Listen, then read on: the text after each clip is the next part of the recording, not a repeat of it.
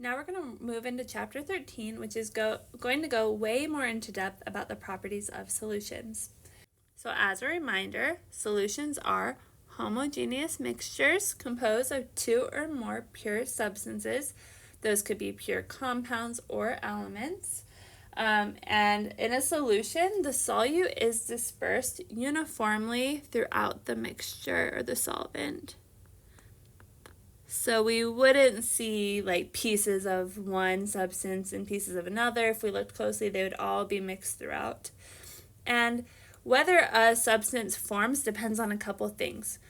Firstly, one thing that helps a mixture form is entropy. So, for example, mixing of gases, that's a spontaneous process. So if I had two different substances and I have them separated by a barrier, if I remove that barrier, pulled it on out, then those substances would mix and form a solution. They would be uniformly distributed. So each gas, though, it doesn't notice the other type of gas, and it's just going to kind of fill the container as if it was an empty, the other side was empty. So mixing causes more randomness in the positions, which is going to increase the entropy. And luckily for us, we've already studied entropy, so you have a good idea of what that is.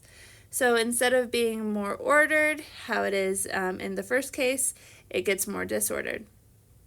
We know that delta G, or how whether something's going to happen spontaneous, is equal to the enthalpy of that process, enthalpy change, minus the temperature times the change in entropy.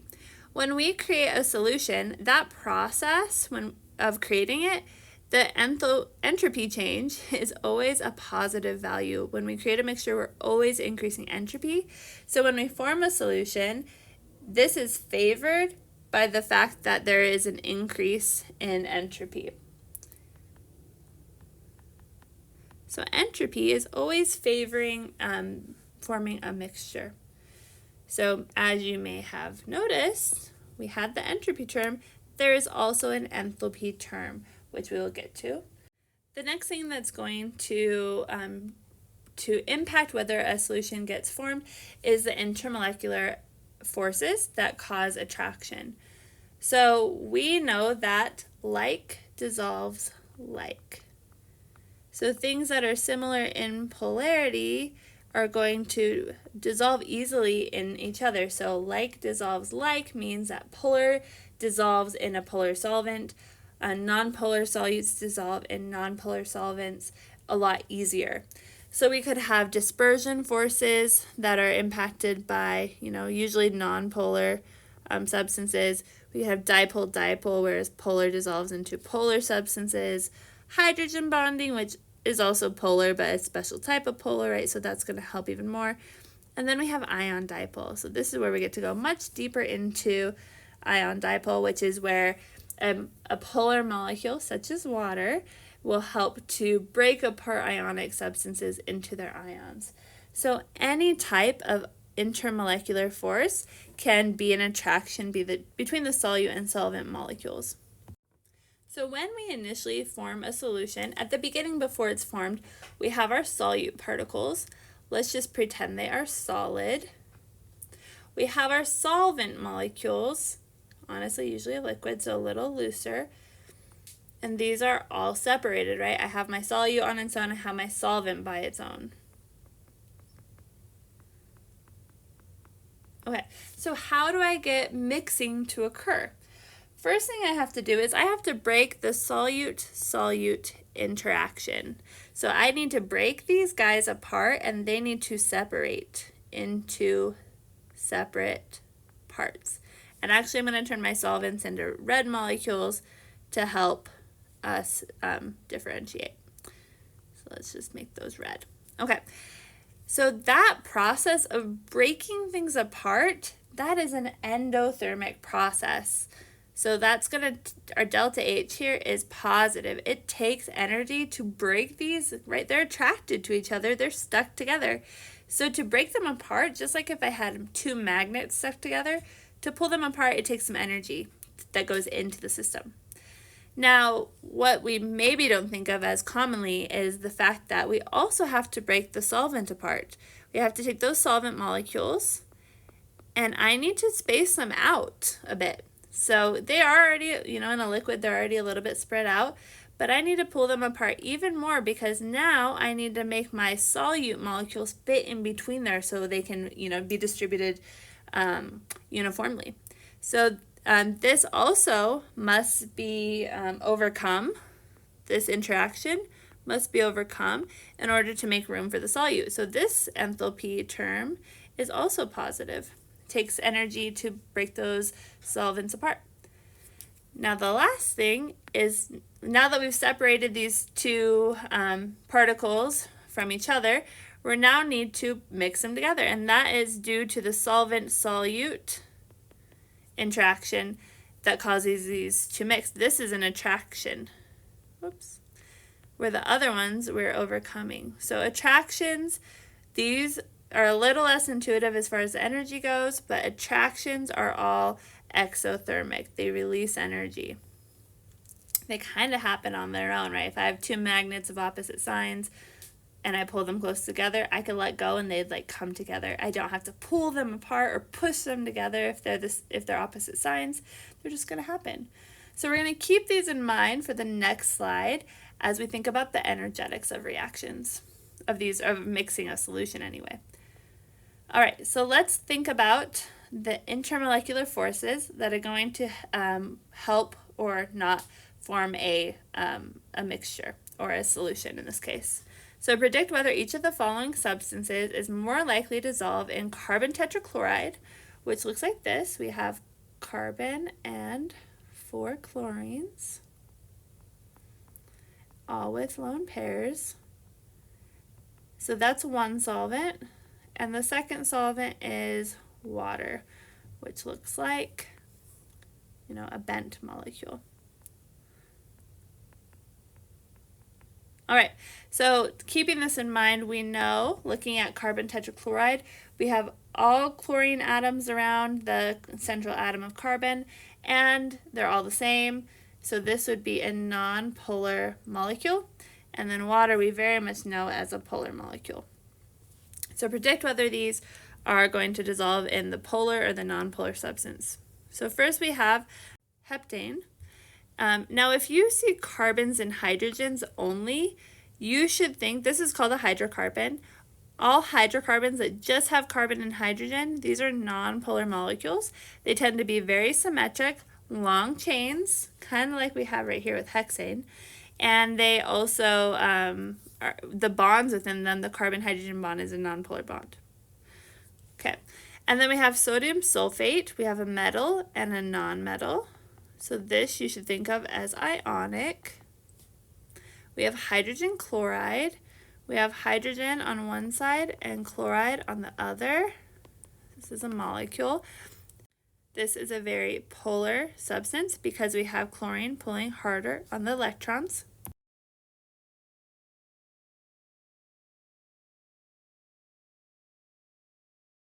And then we have iodine. And iodine is a diatomic molecule, looks like this.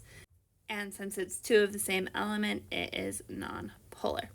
All right, so we just said like dissolves like, which means that something that is nonpolar will dissolve nonpolar substances. So we look at our situation here, and I have heptane here is nonpolar, so that's going to dissolve well in my nonpolar substance. And then we also have iodine, which is nonpolar, so it's also going to dissolve in my nonpolar substance. Now, polar molecules, on the other hand, or ionic, can dissolve. Well, actually, I want to go back to the nonpolar one. I want to explain, or at least identify, that they are going to dissolve via London dispersion forces. That's what's going to help them dissolve. On the other hand, ionic and polar molecules are going to dissolve in a different way. So HCl is a polar molecule. It does not have hydrogen bonding, so it will dissolve in water, but it's going to dissolve via dipole-dipole forces. And then sodium sulfate is ionic, and so it's going to dissolve in water via ion dipole forces. Okay. Now next, we have a question where it says, which of the following solvents, over here we have hexane, benzene, acetone, carbon tetrachloride, and water, which of these will best dissolve wax, which is a complex mixture of compounds that mostly are this hydrocarbon chain. Now look at it, it's a big old chain. So we know, I just mentioned that these big chains are very non-polar. And think about wax. If I put water in it, it's not going to mix at all, right? Water, if water doesn't mix with something, then it's definitely, water's polar, so the other thing is non-polar. And so that's usually one reason why something wouldn't dissolve with water. Now, carbon and hydrogen have non-polar bonds, so that's going to, be an indicator of this non-polar substance. So it also has a lot of LDFs because it's a big old chain. And so we want to look for something that's going to also have high LDFs, have that long chain structure. So immediately we should rule out anything that's polar. So we look, hexane is non-polar. It has that carbon-hydrogen chain. Benzene has carbons and hydrogens only also, so non-polar. Acetone has this oxygen on the center, making it a polar molecule. Carbon tetrachloride, we just said in the earlier example, that is non-polar because all of the terminal atoms are the same and there's no lone pairs. And then water we know of is polar. So polar molecules we're going to cross out. Those are not going to dissolve the wax. Now, we need to look at the structure of the wax and see which of these non-polar substances are going to have a similar structure. So we have benzene, which has carbons and hydrogens, and hexane also. So carbon tetrachloride, while it could dissolve wax, is a small molecule containing carbon and chlorine, so not as likely. Now this wax is a long chain, and so hexane actually has the closest structure because it also has a chain structure. We're going to have a lot of surface area there, a lot more surface area than benzene, which is more like circular. And so hexane would be the best choice for dissolving wax.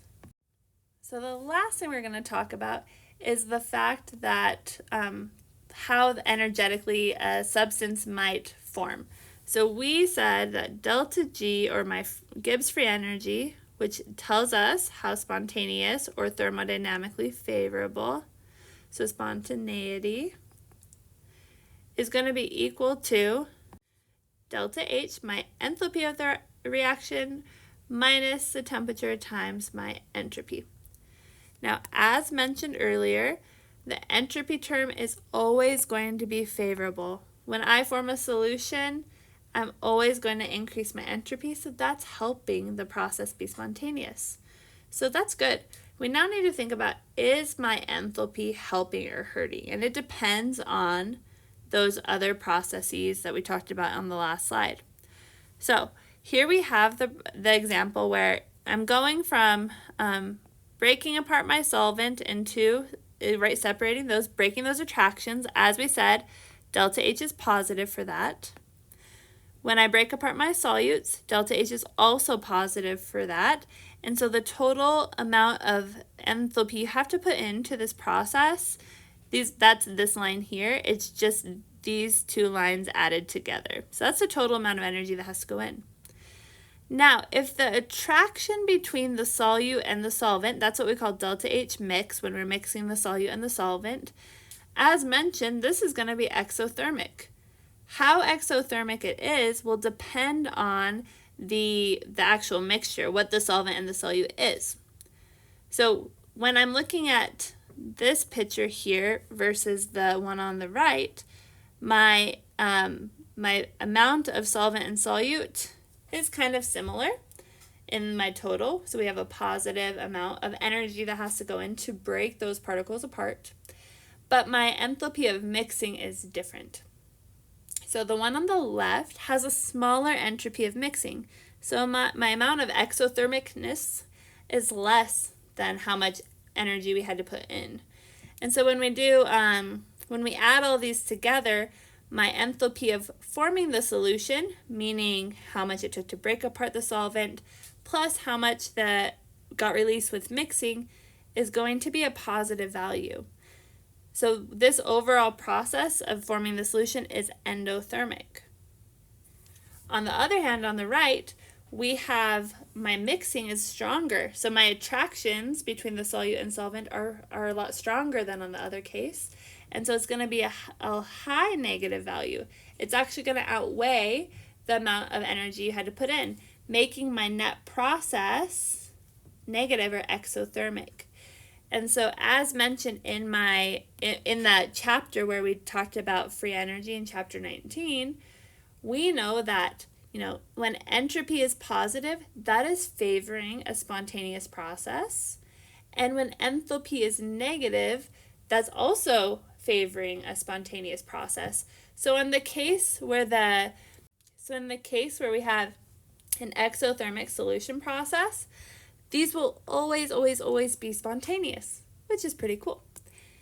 If I have a process that is endothermic, meaning it is a positive value for my enthalpy, then the enthalpy part is not favoring this process.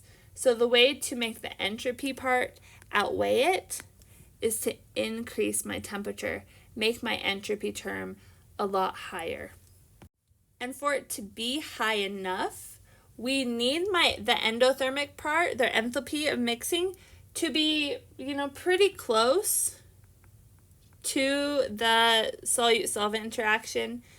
So it can't be such an endothermic process that my entropy can't outweigh it. It needs to be kind of small for my temperature factor to really make the entropy outweigh it.